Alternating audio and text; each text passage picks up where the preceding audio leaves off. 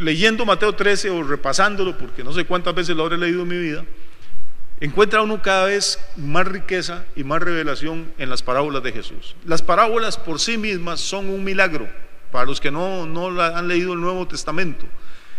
Una parábola es una historia que se toma de algún hecho o de algún personaje de la vida natural, de la vida diaria, y Jesús tomaba cualquier cosa, hablaba 1 minuto o 2 minutos, no más que eso, tal vez 3 exagerando, sobre eso que había visto, y lo convertía en una lección espiritual. No ha habido nadie que tenga la capacidad que tuvo Jesús para enseñar cosas espirituales a través de cosas físicas, de cosas materiales. Para hacer eso se necesita ser un genio. Y de hecho las parábolas que enseñó Jesús, lástima que se perderían muchas, pero las que recogieron los evangelistas, tienen 2000 años los pastores, los sacerdotes, los teólogos, los predicadores de estudiarlas, de analizarlas, de desmenuzarlas. Quién sabe cuántos millones de sermones se habrán predicado en este mundo de las parábolas, y nunca se acaba con el contenido de ellas. ¿Cómo es posible que alguien hable 1 minuto o 2 minutos y que después miles y cientos de miles de personas duren 2000 años analizando lo que esa persona dijo y no se le llega al final? Es algo asombroso. Pues bien, hay una parábola en Mateo 13 que todos, repito, hemos escuchado, por lo menos los más viejos, que tiene que ver con la semilla de mostaza. Jesús dijo que el reino de los cielos era como una semillita de mostaza que si uno la ve la menosprecia porque es la más pequeña de todas las hortalizas, pero que cuando la plantan crece y puede llegar a ser un árbol muy grande. Y obviamente no está hablando de la mostaza que usted se come en la ensalada, y un árbol que se extiende y que tiene un follaje muy tupido y que llegan aves de todas partes y hacen nido en el árbol este. Esa es toda la historia. ¿Quién no ha visto un árbol grande en la época de Jesús y en la nuestra? ¿Quién no ha visto que en los árboles llegan los pájaros y hacen nidos? ¿Delante de cuántos árboles habrá pasado usted en la vida y cuándo se le ocurrió hacer alguna enseñanza de un árbol? ¿Cuántos pájaros habrán pasado por encima de uno? Y nunca se nos ocurre. Pero Jesús probablemente ve el árbol, ve los pajaritos y les dice: bueno, ustedes saben cómo empezó ese árbol. Empezó como una semillita insignificante, como la más pequeña de todas las semillas. Repito, la parábola está en Mateo 13. Si quieren la buscan conmigo, la leemos y luego vamos a tratar de hablar un poquito de esto. El versículo 31, Mateo 13, 31.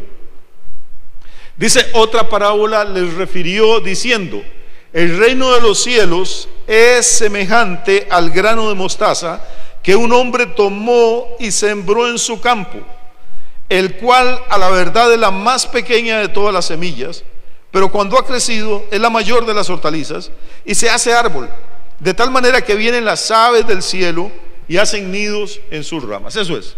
Pasamos y con los discípulos caminamos, vimos un árbol grandísimo, vimos un par de pajaritos haciendo nido, les contamos eso y sacamos una enseñanza. Y yo, repito, no quiero meterme mucho en el tema teológico ni espiritual en esta noche, pero quiero que pensemos por un momento en la importancia de las cosas pequeñas. La importancia de las cosas pequeñas. Tendemos a menospreciar los pequeños gestos, las pequeñas palabras, las cosas pequeñas, las pequeñas atenciones que la gente tiene con nosotros, sobre todo en la familia, en el matrimonio, en la relación de padres a hijos.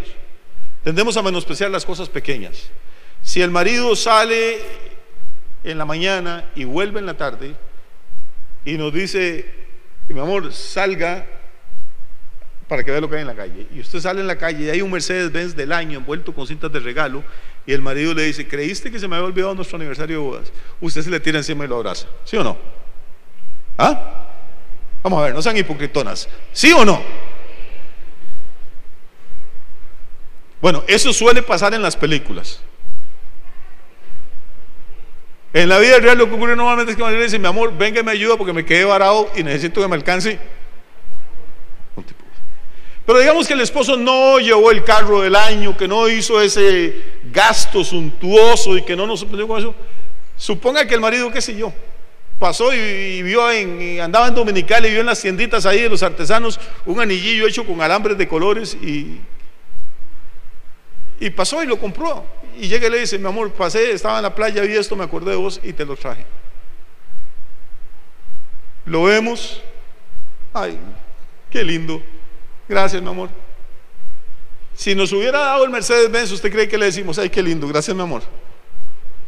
Porque un anillo no se compara en la escala nuestra con el Mercedes-Benz. Entonces es una cosa pequeña, es una tontería, es algo insignificante y no lo valoramos. No valoramos el decir si la esposa sirvió el almuerzo, decirle muchas gracias. No valoramos si quedó rica la comida, decirle mi amor, estaba deliciosa hoy la comida, aunque sea mentira. Pero decirlo. Es que la vida no está hecha de grandes cosas, la vida está hecha de cosas pequeñas. Hay una historia, un cuento que leí cuando era muy niño, yo creo que tenía 9 o 10 años. Es la historia de un hombre en Arabia o en Líbano, en uno de estos países del Medio Oriente, al que le dan una profecía. Él es un mendigo, está sentado en la calle pidiendo limosna y le dicen, levántese de aquí, aquí usted ya no va a recoger limosna ni siquiera para sobrevivir. Pero si usted va caminando hasta México, Distrito Federal, para decir algo, obviamente era allá en el Medio Oriente, cuando llegue allá usted va a ser dueño de un tesoro. Y el tipo se levanta emocionado y empieza a caminar con sus harapos, descalzo, con sus andrajos, maloliente, y la gente en el camino le ofrece moneditas, le ofrece pan, y el tipo lo desprecia todo porque dice, ya no soy un mendigo, tengo un tesoro cuando llegue allá. Y el tesoro está en el pozo, en tal lugar. El tipo llega al pozo, está seco el pozo, baja al pozo y en el pozo hay un documento. Y el documento lo que dice, si hubieras recogido todas las limosnas que te ofrecieron de camino, cuando llegabas acá, tendrías un tesoro. ¿Qué fue el problema de él? Que pasó menospreciando las cosas pequeñas porque estaba pensando en una cosa extraordinaria, en un tesoro. Menospreciamos el anillito porque pensamos en un Mercedes-Benz.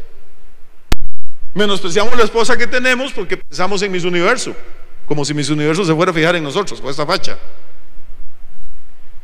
Menospreciamos los padres que tenemos porque consideramos los del vecino, como si nosotros fuéramos los mejores hijos del mundo. No sé si me estoy explicando. Tendemos a que tienen que ser cosas extraordinarias para que nos muevan el piso, para que nos impresionen. Pero realmente la vida está hecha de gestos pequeños, de palabras pequeñas, de pequeñas cosas, de pequeñas semillas. Jesús dice, vean ese arbolote, vean los pájaros, vean los nidos, vean toda esta vaina. Todo empezó con una semilla insignificante, pequeñísima. Ganamos a la gente por cosas pequeñas y la perdemos por cosas pequeñas también.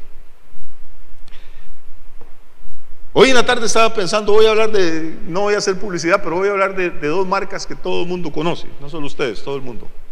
Pensemos en la Coca-Cola. La Coca-Cola es algo monstruoso, no tenemos ni siquiera idea. La Coca-Cola, la empresa Coca-Cola Internacional, maneja un presupuesto más grande que el de muchos países de este planeta. Yo no sé si usted sabía eso. Maneja un presupuesto mayor que el de muchos países. Tiene cientos de miles de empleados, tiene químicos, tiene laboratorios, tiene plantas industriales, embotelladoras, decenas de miles de camiones, de motos. No tenemos la menor idea, hermano. Es tan monstruoso, tan gigantesco. La meta de ellos para el año 2020, no sé si la irán a lograr, es que cualquier persona que viva en este planeta pueda conseguir una Coca-Cola caminando menos de 100 metros, desplazándose menos de 100 metros. O sea, ponerlas en todos los lugares del planeta. No sé si usted tiene idea de cuánto implica la Coca-Cola. ¿Ha pensado en las fábricas, por ejemplo, que tienen que hacer las latas de aluminio, las toneladas de aluminio que puede consumir esta empresa por año? ¿Ha pensado en las toneladas de vidrio para las botellas, en las toneladas de plástico para los otros envases, en los que hacen las etiquetas, en los que imprimen en todos los idiomas del mundo, en árabe, en chino, idiomas que ni nos imaginamos, los rótulos? Las fábricas que hacen las chapas o las taparroscas, los distribuidores, los que hacen los bidones, los que mandan el jarabe. No tenemos de verdad, repito, ni la menor idea del monstruo que es la Coca-Cola y lo rico que sabe. ¿Usted sabe cómo empezó la Coca-Cola? La Coca-Cola empezó con un señor, con un carretoncito de mano, como un señor que vende granizados aquí en el pueblo, con un señor que, no sé si lo han visto, hay un señor aquí que anda, sube las cuestas y bajo el sol y la lluvia, yo lo admiro y es creyente, y anda con su carrito de granizados, viene aquí a vender los domingos al templo. Era un señor, hermano, que andaba con un carretón de esos y vendía jarabe para la tos. Eso era la Coca-Cola. Por eso yo tomo tanto y usted nunca me oye toser.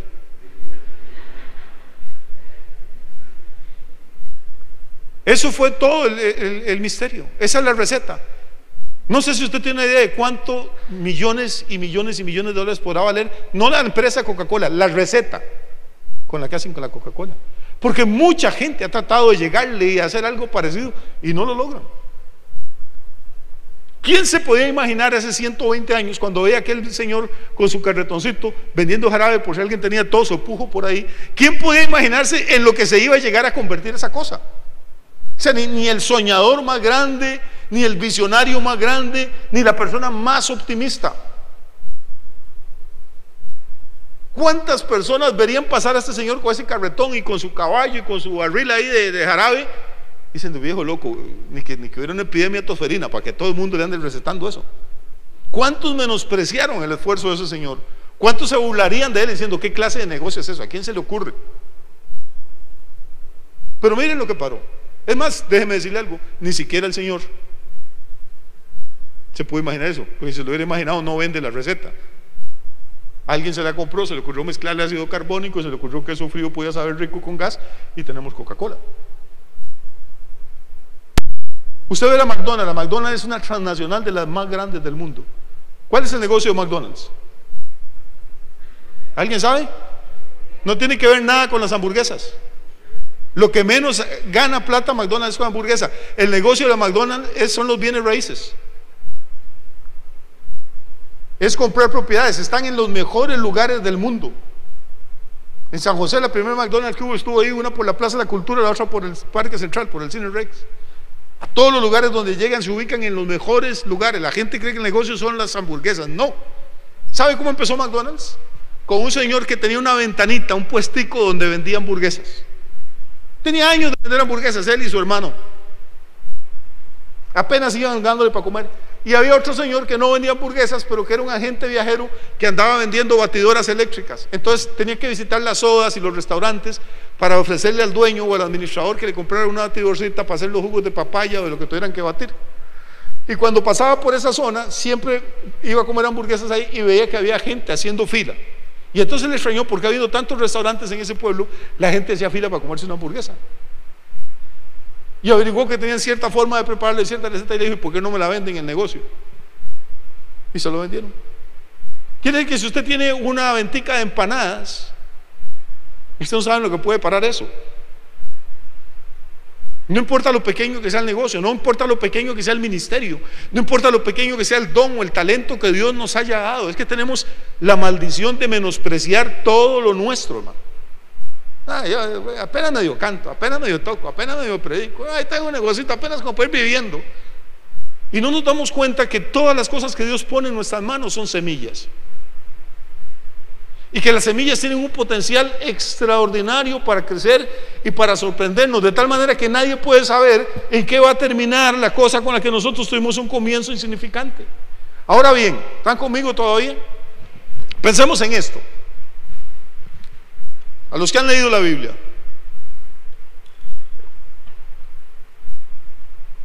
Dios manda a Moisés a que rescate a su pueblo de Israel y lo saque del imperio egipcio. Y Moisés dice, pero ¿cómo voy a enfrentar yo a los ejércitos de Faraón? Es el imperio más grande que hay. Es la gente que construye diques en el río Nilo, que construye las pirámides, que hizo la esfinge. ¿Cómo voy a ir yo? Y Dios se vuelve a Moisés y le dice, ¿qué tienes en tu mano? Y Moisés vuelve a ver, lo que tiene es el bastón, porque es un viejito de 80 años. Y él dice, bueno, pues con eso va a ir. Y con un bastón insignificante, viejo, sucio, torcido, con ese bastón logra la victoria y libera al pueblo de Israel y entra a la historia. Sansón tiene que enfrentar una batalla y vuelve a ver y no tiene ni espada, ni puñal, ni arco, no tiene nada a mano. Busca en el suelo a ver qué encuentra, lo que se encuentra es la quijada de un burro que se había muerto ahí quién sabe hace cuánto tiempo. Y entra a la batalla con la quijada del burro y Dios le da la victoria. Hay una multitud con hambre en el desierto, en el Nuevo Testamento, y Jesús le dice a los discípulos, vayan a ver qué consiguen. Y vuelven ahí con un chiquillo y dicen, lo único que conseguimos fueron estos pececillos, hay unos mojarras y un pan todo añejo que anda. Y se los tráiganlo. Y con eso hace el milagro y le da a comer a la multitud. No sé si me estoy explicando, hermano, pero la mente carnal tiende a menospreciar las cosas pequeñas. Nunca menospreciemos lo pequeño. A principios del siglo XX, Había un predicador itinerante, un evangelista de estos que él andaba con su carpita para 50 personas y predicaba en un pueblo en Estados Unidos, ponía la carpa una semana y se iba otra semana para otro pueblo, ahí andaba. Llegó a un pueblito en el sur de Estados Unidos y tuvo toda la semana de campaña y se le convirtió una persona. Eso fue lo que se le convirtió. El hombre siguió su camino creyendo que había fracasado. El que se le convirtió tenía un muchacho de que no había cumplido 17 años, tenía 16 y algo, flaco, alto. El hombre siguió su camino, no recuerdo ahorita el nombre de él, pero sí me acuerdo el nombre del muchacho que se convirtió, se llamaba Billy Graham. Y Dios lo levantó para convertirlo en el hombre que le ha hablado a más personas y le ha predicado el evangelio en el tiempo moderno. Fue consejero de 5 o 6 presidentes de los Estados Unidos. Murió hace poquito Billy Graham. 5 expresidentes fueron a su funeral. Le predicó a los reyes, lo recibían en todas partes. ¿Qué se debe imaginar el viejito que andaba jalando su carpa y armándola y desarmándola? Que ese lugar donde él sintió que había fracasado y que solo un alma se le había convertido, se iba a convertir en el mayor ganador de almas en la historia. Ganó más almas que Pablo. Tendemos a menospreciar a la gente por la forma como se visten, por la forma como hablan. Tendemos a menospreciar a la gente por el carro que manejan. Hermano, no cometamos ese error nunca.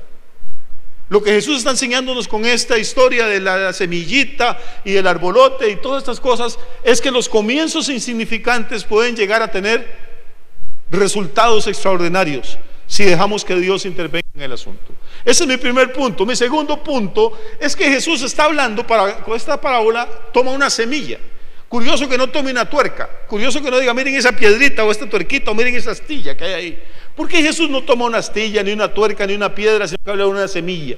Porque las semillas tienen vida y las piedras no, ni las tuercas, ni las semillas tienen vida, tienen un potencial dentro de ellas. No se engañe. Tome un grano de maíz, es algo que todos conocemos, todos somos maiceros.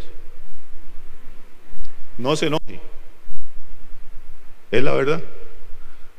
Tomemos un grano de maíz, véalo, qué cosa tan insignificante. Además, no podemos dejarlo de mano de un chiquito porque si es un bebé se lo puede meter en un huequito de la nariz y tenemos un problema ahí hasta que llevarlo.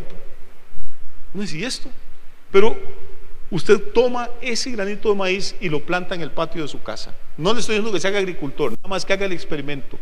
Un miserable grano de maíz, siémbrelo en el patio de su casa. No le va a costar mucho, no le va a dar reumatismo ni nada.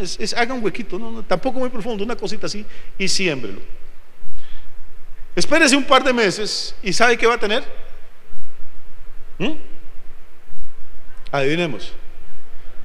Una mata, pero no de ayote ni de yuca. Va a tener una planta de maíz. Ahora, ¿cómo esa planta que puede llegar a medir 1,80 m o 2 metros, cómo esa planta cabía dentro del granito? Ese grano está programado, trae todos los códigos genéticos. Nunca le va a producir una planta de yuca, le va a producir exactamente el tallo, las hojas, la altura, exactamente como cualquier otra planta de maíz. Tiene una vida programada dentro de él. Y lo más curioso es que las plantas de maíz tienen una costumbre maravillosa. ¿Sabe cuál es? Producen elotes. ¿Alguien tiene idea de cuántos elotes puede producir una mata? No se hagan los sofis. 2 elotes por mata, déjemela nada más. Dejémoslo en 2. Dejémoslo en 2. ¿Alguien tiene idea de cuántos granos de maíz tiene una mazorca? Toda nuestra vida en el campo y ni siquiera nos paramos a cuestionarnos esas cosas. Digámosle, para no exagerar, que tiene 100 granitos. Digámosle que 100. Entonces usted sembró un grano y tiene ahora una planta con 2 elotes y cada elote tiene 100 granos. Tenemos 200 granos. Si no le da el antojo por comer chorreadas o por hacer tortillas y deja que eso madure, dentro de un mes más va a tener entonces 200 granos de maíz. Y ahora usted los toma y los siembra en el patio de su casa. Y en 3 meses más, entonces va a tener 200 plantas de maíz. Y cada planta, dijimos, que daba 2 mazorcas. Entonces va a tener 400 mazorcas. Y cada mazorca dijimos que puede tener 100 granos. Entonces va a tener 40,000 granos. Y llevamos apenas 6 meses. Si toma esos 40,000 granos y no se los coma y los siembra en el patio de su casa, sea rajón, ¿qué patio va a tener para meter eso? Ya necesita una finca. Si siembra esos 40,000 granos, va a tener 40,000 plantas de maíz. Y cada planta le va a dar 2 elotes y va a tener 80,000 elotes. Y cada mazorca le va a dar 100 granos y va a tener 80,000 por 100. Y no estoy jugando con la matemática, simplemente le estoy haciendo números reales. Tendría 8 millones de granos si lo siembra en el jardín de su casa. No tenemos la menor idea, hermano, y todo eso estaba metido en el granito de maíz que su chiquito se metió en la nariz. Imagínense lo que le hubiera pasado si no lo sacan. No tenemos idea, menospreciamos el grano de maíz, menospreciamos el frijolito, menospreciamos las cosas porque no tenemos idea de la vida que hay dentro de ellas. Esa es la razón por la que a veces el diablo se equivoca con ustedes. Porque cree que está peleando con usted y que lo va a destruir en 2 momentos, pero ignora el poder de la vida que está dentro de usted, porque dentro de usted está la vida de Cristo resucitado, y es el que nos va a sacar adelante. Por eso es que a usted lo han declarado muerto muchas veces, lo han declarado arruinado muchas veces, lo han declarado destruido muchas veces, y una y otra vez se levanta, porque es mayor el que está en usted que el que está en el mundo. Usted es buena semilla, es buena semilla, usted va a llevar una buena cosecha. ¿Puede decir eso? ¿Puede creerlo? Usted es buena semilla, no importa de qué familia venga, no importa si mi papá era delincuente o asaltaba a gente en la calle, a mí no me importa mi pasado, me importa mi futuro, y mi futuro lo cambió Jesucristo. Somos engendrados no de sangre, ni de carne, ni de voluntad de varón, sino de Dios, dice la palabra. Eso es lo que significa el nuevo nacimiento.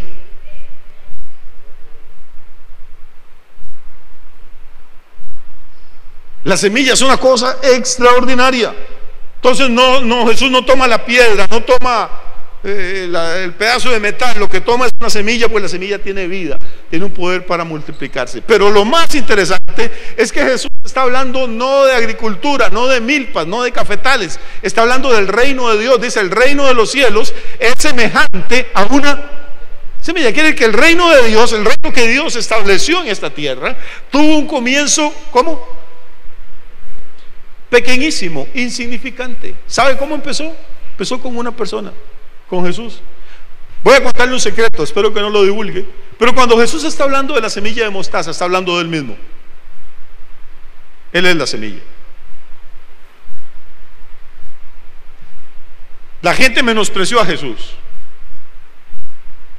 La gente menospreció a Jesús. Sus paisanos lo menospreciaron. Sus contemporáneos lo menospreciaron. Yo no sé si usted ha leído la Biblia, lo que la gente decía de Jesús. Unos decían que era samaritano, otros que era hijo de fornicación, otros le dijeron: tú tienes demonio.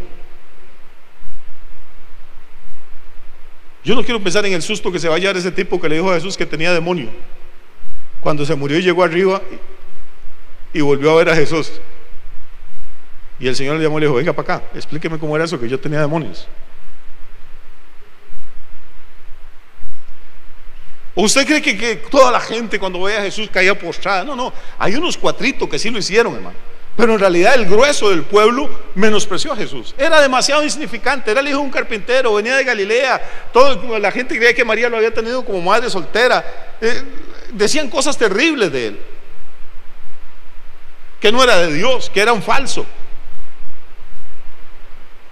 Era una semillita pequeñita, insignificante, un hombre apenas entre cientos de millones que había en este planeta.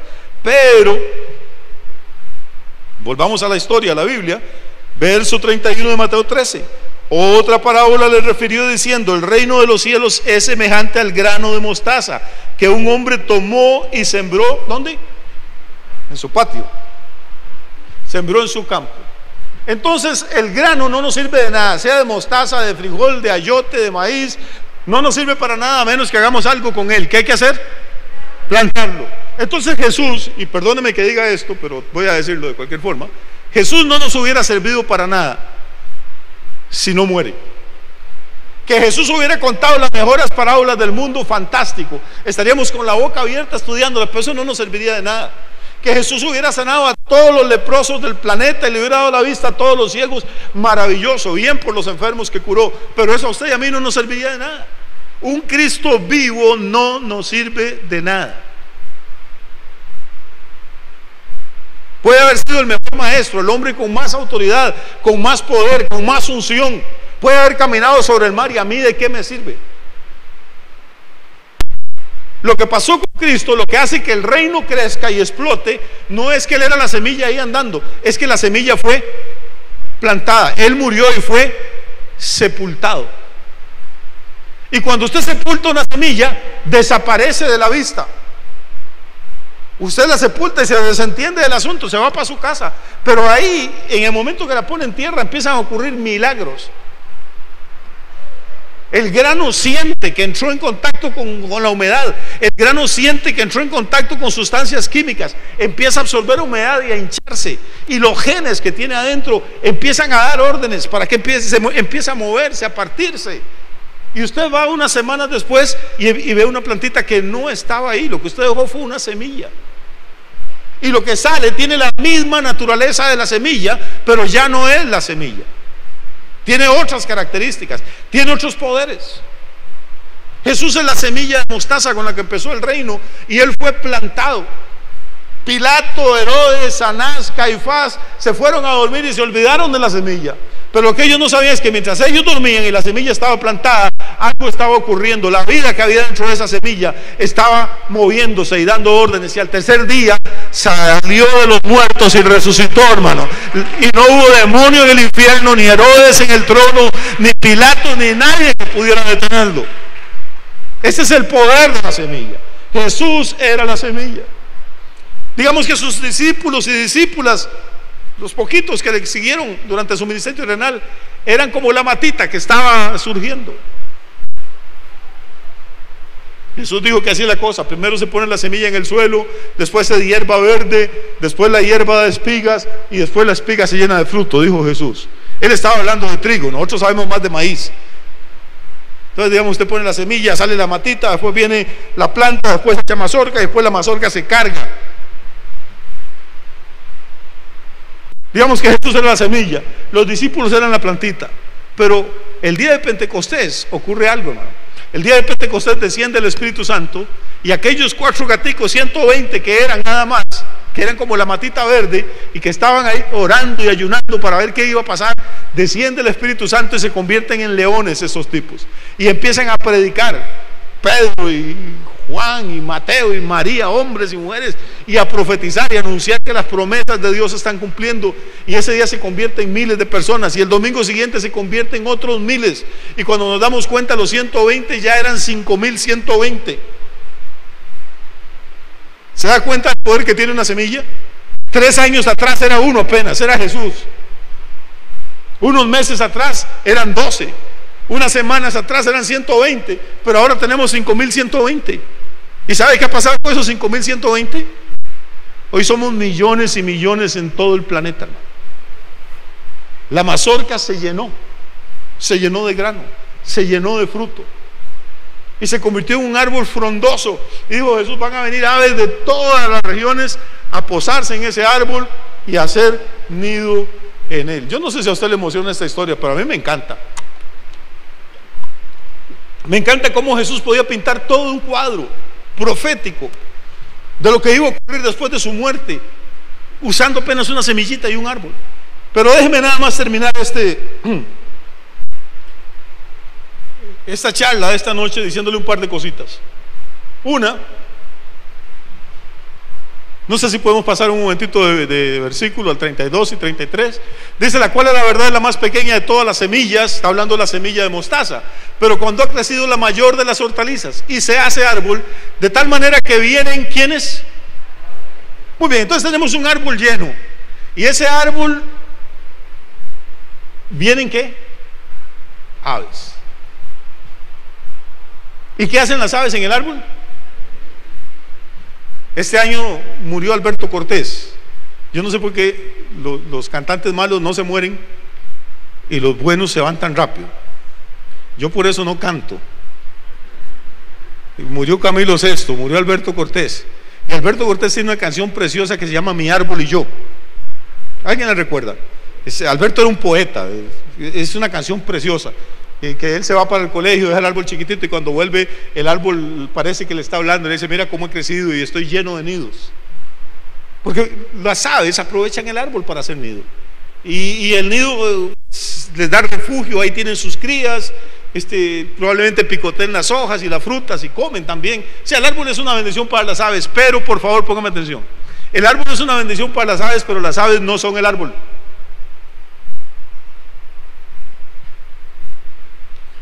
Respire profundo, porque lo que le voy a enseñar, hermano, tiene poder, pero por favor, tiene que enfocarse. El árbol puede estar lleno de aves y de nidos y de pichones y de huevitos, pero ni los nidos, ni los pájaros, ni los pichoncitos, ni los huevitos tienen la misma naturaleza del árbol. Los pájaros son visita, vienen al árbol y se van, pero no participan de la savia del árbol, no participan de la naturaleza del árbol, no dan los mismos frutos que da el árbol. No sé si esto es claro. La iglesia es como un árbol frondoso, bendecido, estamos creciendo, estamos plantados en buena tierra. No sabemos cuánta gente está trayendo Dios, pero todas las semanas trae gente nueva. Personas que se habían ido, el Espíritu Santo las está trayendo de nuevo, y bendito sea Dios, bienvenido, esta siempre ha sido su casa. Pero también hay que entender que cuando el avivamiento y el mover de Dios empieza y el crecimiento viene, van a llegar aves. Y no hay que espantarlas, no hay que poner un espantapájaros en el árbol. Jesús dijo, van a venir y van a anidar y van a sacar polluelos ahí, y ahí van a comer. Hermano, la iglesia es una bendición aún para los que no son creyentes. Hay gente que viene al culto y recibe sanidad, hay gente que viene deprimida y el Espíritu Santo la anima con la palabra. Hay gente que viene peleado con el esposo o la esposa y dice, no, y la verdad es que mejor arreglémonos, ¿para qué estar en esta vaina? Y pasan cosas en la iglesia que bendicen, porque Dios es un Dios que hace salir el sol sobre justos y sobre injustos. Cuando hay un avivamiento, cuando hay bendición, toda la gente recibe, hermano. Pero ¿sabe qué es lo que pasa? Los pajaritos son lindos, vienen, encantan y se están en la rama, pero después ven por allá otro árbol, van para otro lado, me voy.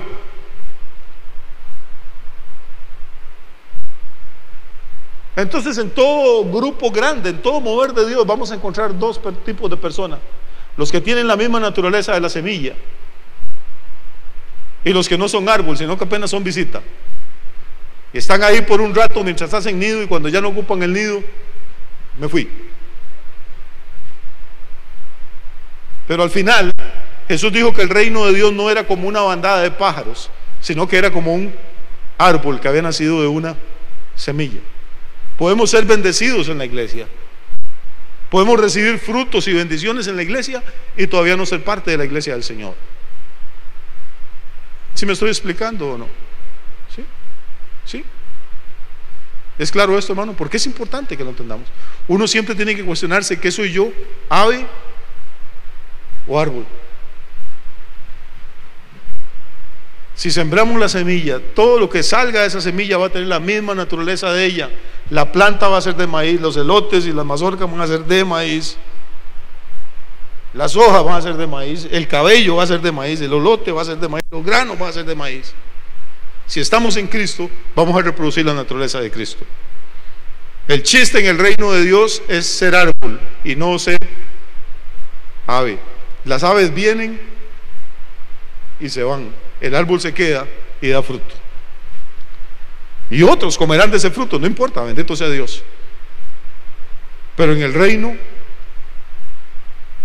Dios va a levantar un grupo de gente estable, con raíces, plantados en buena tierra, bien alimentados. Y dice la Escritura que ese hombre o esa mujer van a ser como un árbol plantado junto a corrientes de agua, que da su fruto a su tiempo y su hoja no cae, y todo lo que hacen prosperará. Y así va a ser en el nombre de Jesús.